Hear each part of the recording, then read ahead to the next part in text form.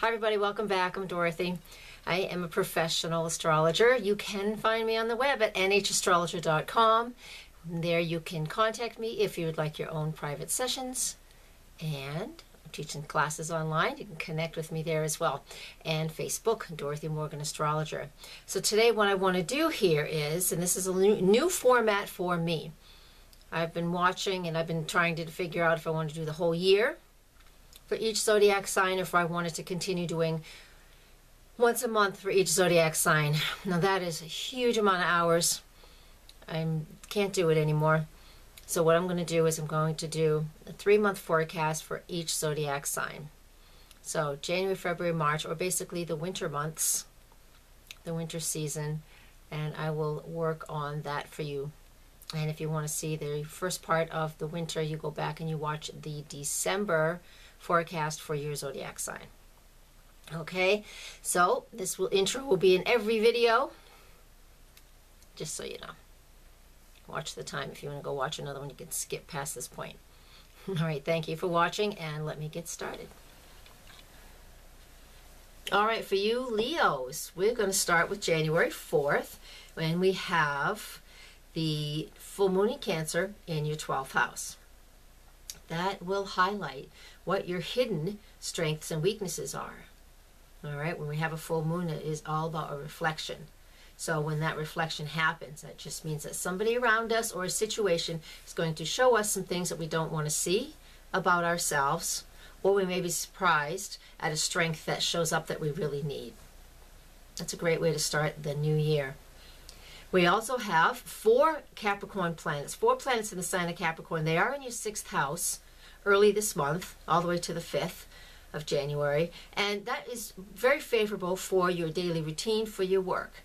That Capricorn is naturally in that part of your chart when you were born, if you have Leo rising especially. And so that just means is that you're a hard worker to begin with. And so with these 4 planets moving through this sector at this time of the year, this just means your highlight is focusing in on your career and how you're working it and how you're working your way through the ranks and to the top. Keep that going, because that's what this energy is all about presently.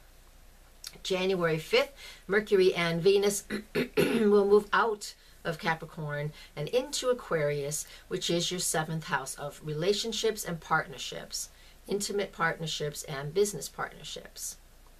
So the focus here is that for the first 2 weeks of January, from January 5th to January 21st especially, Mercury moving through that sector is all about communicating with your partner what it is that you want and need. And this is also relationships, you know, your intimate relationships and your business partnerships. Just keep that in mind so I don't have to say that again. Venus is there, so that will also help you to understand what you value within the dynamic of these types of relationships. But on January 21st, Mercury is stationary to go retrograde. So the few days around the 21st of January and all the way to February 11th, that is the time period that Mercury is retrograde. So go into this period with a to-do list. Don't go into it thinking you can't do anything. I would recommend not signing new contracts at that point in time, but if you have to, you have to. Just make sure that you spend extra time reading through. And when you're going into a contract with a partner at this time period, it is best to make sure you have a third party come and check things out for you, just to make sure you didn't miss anything. So go into the retrograde period, January 21st to February 11th, with a to-do list and get things accomplished, especially in regards to your partnerships and your relationships. Venus is very helpful in there too, in Aquarius, because it helps you to tap into the quirkiness of who you are as far in regards to relationships. And that mainly means there's a lot of independence and freedom that is necessary, especially with that Aquarius energy in that sector of your solar chart. Let me scroll a little further. Next, I want to talk about the new moon is at 0 degrees of Aquarius, and that's on January 20th, also your 7th house. Your 7th house of partnerships seems to be a highlighted place right now for you, Leos. And so it will inspire new ways of thinking. This new moon in Aquarius is inspirational in new ways of thinking, inspirational in working new opportunities within your partnerships. All right, so the hardest part is going to be working with that retrograde of Mercury. So what you can do with this new moon, which is just a few hours before Mercury goes retrograde, so on January 20th, Mercury is retrograde on the 21st. All right, it's just a few minutes, you know, half a day away from each other. Take that new moon energy of 0 degrees of Aquarius and be innovative and creative and write your goals down as quickly as you can. And they'll manifest when they can, but not necessarily during the retrograde of Mercury. All right, let's move on. Then we have the sun, we know, is already in Aquarius, and we also have Jupiter in Leo. That's an opposition. This happens on February 6th. Oppositions are always about partnerships. That Leo and Aquarius energy is the 1st and 7th house energy, so that's also about partnerships. So there is something within the dynamic of the sun in Aquarius and that Jupiter in Leo. I'm sorry, I'm just checking my notes to make sure I say all the important things I want you to hear. That opposition is all about getting what you need in your relationship. And is your partner getting what they need? This comes up. On the 6th and the 7th of February, we have Venus and Pluto are in a sextile to each other. That's 60 degrees. This is very, very nice because love relationships that need to go through a transformation right now, which is Pluto. Love relationships is that Venus. The ones that need to go through a transformation right now will and can easily. And it doesn't matter. It's not good or bad. It doesn't matter what transition's going on, whether you're transitioning into a new relationship and to another level of commitment, or you're separating and you're moving out of a relationship. It will vary person to person. And even if you need to separate and a relationship is over, you can do this easily. And that's a nice thing to do because breakups are tough. But if it's an easy transition and you both agree, then there's no damage done. And that's wonderful. There's lessons and there's gratitude for the time you got to spend together. All right. Now, on February 11th, Mercury will be going direct, like I mentioned earlier, and that means communication will be at a standstill for a few days around that time period too. Just like I said, January 21st, also February 11th, and again in your solar 7th house. So in those 2 dates and then a few days on either side of them, just don't push anything. Whatever's flowing, allow it to flow. Don't push anything. Just let it be and we'll be cool. All right.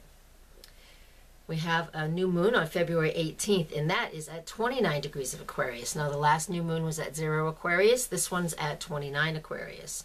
Again, your 7th house is the very end of your 7th house. So whatever is leaving, whatever is moving through your life in that regard, because of the full moons that have happened, the last full moon, and all this other stuff going on in your 7th house, this 29th degree of Aquarius is the final degree of that zodiac sign. So that means we're finishing up something, even though this is a new moon, and new moons are about setting goals.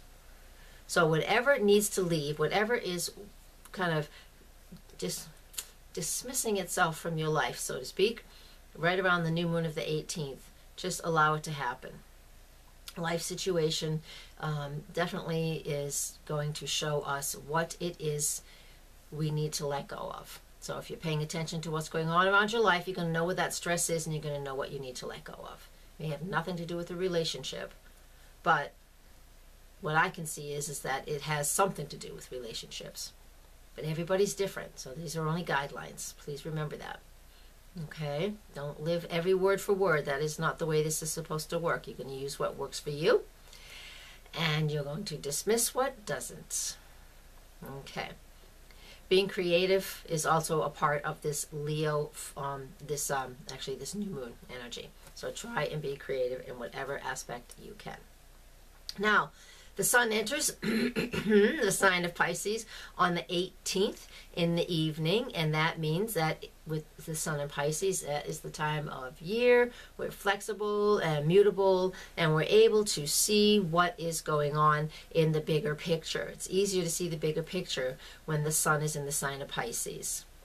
All right, now that happens in your 8th house for you, Leos, and so there's some type of transition going on for you.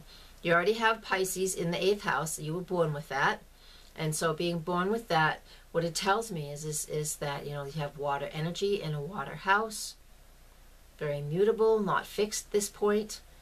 And so that just means that there, transitions that are happening for you, especially when the sun goes through the sign of Pisces, the end of this astrological year. It's a time of transition for you and going within. There may be a focus on outside resources, financial outside resources. There may be a focus on that. And if there is, you'll work with that too. All right. On the 19th of February, Mars enters his own sign of Aries, and that means he moves into the next area of your chart, which is the 9th house. Venus will do the same thing, will follow suit on the 20th, and then they connect on the 22nd. So the 19th, the 20th, and then the 22nd. Venus and Mars move into Aries, and then they conjunct all in your 9th house. Now, Venus and Mars conjunct in Aries is the epitome of lovers, the male-female energy, the coming together of the physical bodies, and those physical needs, just the simple physical needs. Now, it's in your 9th house, and that 9th house is philosophical, it's metaphysical, it's expanding our awareness. So you could have a physical connection with somebody, and it could be a spiritual experience as well. Now, the real mundaneness of this is that you could meet somebody from a foreign country, somebody who travels a great deal, and just have a liaison with somebody, and just it changes your life, but it doesn't mean they're part of your life for the rest of your life. All right? This is an interesting opportunity. It's Mars and Aries, Venus and Aries. When these guys conjunct wherever they are in your life, it's going to be an interesting thing. Hey, go with it. Nothing wrong with having some fun here and there. Because it might not even be that for you. It just might be some new ideas or some new way to express yourself. So you'll work with it. I'm just giving you some suggestions. All right, so on the 22nd, I already said that, on the 23rd, February, the mutable energy of the sun in Pisces does make a square to Saturn in Sagittarius. Now, squares are about obstacles and challenges, but since both of these planets are immutable signs, that means that we're able to meet these challenges easily, do whatever is required of us. So right around the 23rd of February, something will come up that may feel restrictive at first, but you can easily move through that energy. And it might even help stabilize something that seems to have been up in the air for a while. Allow that to happen. Squares are not always harsh, especially when they're in the mutable signs. That just means we have opportunities to learn something through a minor challenge. Nothing wrong with that. I like that. Easy challenges. Doesn't make us super strong, but it gives us a lesson that we need to learn. All right, so on the 23rd and the 24th of February, Venus and Mars together will make a harmonious trine. It's a very harmonious energy to Saturn again. Saturn has gotten squared by the sun, and now Venus and Mars will make a trine to that. And that means we're learning what we want in a relationship. Saturn is in your 5th house right now, so the 5th house is the house of our creativity, love affairs, the things we create, which include our children, where we're passionate, what we have our heart involved in. And so Saturn in Sagittarius in that area, and with Venus and Mars in Aries, those are both all fire energies, making a nice trine. There's a lot of activity. So, an old lover may come back, somebody that you're interested in. You may need to do something that helps to stabilize what's going on in your children's lives, depending on plural or not, right? How you're creative might go through some sort of shift right now. This is very energetic and very good for you. All right. So what we can do with that is simply allow our passion to work through us and do what our passion is. Now, let me end February, and then we'll move on to March. February ends with the Sun and Neptune conjunct on the 25th of February in your 8th house of transformation. I already mentioned what that is about. That Pisces energy in your 8th house is, somebody who can go through a spiritual transformation easily. The 8th house is also the house of death, sex, taxes. I think I tried to say all of those at the same time, didn't I? All right. But what you could do here is just allow your spiritual side to shine. Do a lot of meditation. Listen to some music, some chanting. go swimming, whatever it is you want to do that's very spiritual-like. And that will help you understand whatever the Sun conjunct Neptune in that area is all about, because it needs to come through mystically. It needs to come through a channel or just through what we know. It's not through facts. Okay? I want to move on to March. Now in March, we have the full moon in Virgo, which is in your second house of values, talents, your own resources. You've had a little bit of activity in the 8th house of outside resources, but now with this full moon in Virgo, it is about your own resources. So pay attention to that. Virgo says, pay attention to the details, guys. So whatever needs your attention as far as your own resources and how you're using that, you make sure and do it. All right, because that will just definitely, well, it works good when we work with what we've got going on. You don't have to do any of this if you don't want to. On March 10th, we have another fire trine, and that's between Mars and Jupiter. And that's all about what you want and where you're creative and the things you're passionate about. I like this. There can be endless energy for you on this day and whatever it is that you need to have, because it goes from the 9th house to the 1st house, I believe. Yes, my calendar's over here. My notes are right here. Last night it was the other way. So I don't do all of these in one day. This is decades. This is hours and hours of work. So with that Mars and Uranus, that Mars and Jupiter trine, it is excellent for you to be very creative and self-expressive. On March 11th, Mars and Uranus will conjunct in the 9th house. And when Mars and Uranus conjunct, there's a bit of a fireworks with this one. This is a bit tough. Mars is sudden, abrupt action, and Uranus is a sudden and abrupt and very independent. And boy, when these two get together, it can be volatile because it's like a pressure cooker. So unless you're somebody who is consistently keeping things fresh in your life, then the energy of this could definitely push some people over the edge. And we could have, be very angry about something or upset about something, or have anger come at us. This is when people get into car accidents, they hit their head, they cut their hand. There's accidents that can happen here because we're not actively expressing what we need in our own life. It is in the 9th house, and that 9th house is, again, like I already mentioned, it's a philosophical place, it's a metaphysical place. So take some action in those areas of your life, and work with, I'm just looking at what else I have for a little bit of information. Work with whatever you can. Educate yourself. 9th house is higher education. It's also sports. So if you're very involved in sports, you continue to do that. Just be a little extra cautious right around the 10th, okay, of March. 10th and the 11th of March is really what it comes down to. On the 14th, Saturn will be stationed, and it will be moving retrograde for the coming 4 months. That happens again in that 5th house. And we already mentioned that's all about your creativity. It's your children, love affairs if you have them, and it's where you're passionate and what you're working through as far as your creative self-expression through your passion.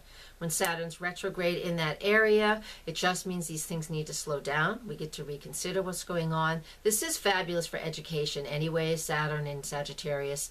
Saturn will move back into the sign of Scorpio for a while, so it's going to scoot out of that house and it won't be back for a little while. But the point is, the retrograde motion, the station of it is in that area. So your creativity and all of those things that might seem a little hectic will calm down a little bit for you. Okay? Then, let me get back to this one. Venus enters Taurus on March 17th. And when Venus moves into Taurus, that is your career sector. This is actually an opportunity to have a nice bonus, to get a raise. Maybe. Let's hope so, huh? Or to really express yourself in whatever it is that you do, but express it in beauty. Because if you have Taurus in that part of your chart, that already means that your career might be something that has to do with decorating and beauty. So this is something that will be highlighted now. Venus is lovely in Taurus. Venus owns the sign of Taurus. So we get to just look wonderful, feel wonderful, and express ourselves in a creative way. And that's a wonderful way to use it. So let me just reiterate a little bit here. So the total solar eclipse on March 20th at 29 degrees of Pisces. That is all about things ending. All right, even though it's a new moon, we must release some things and let it go.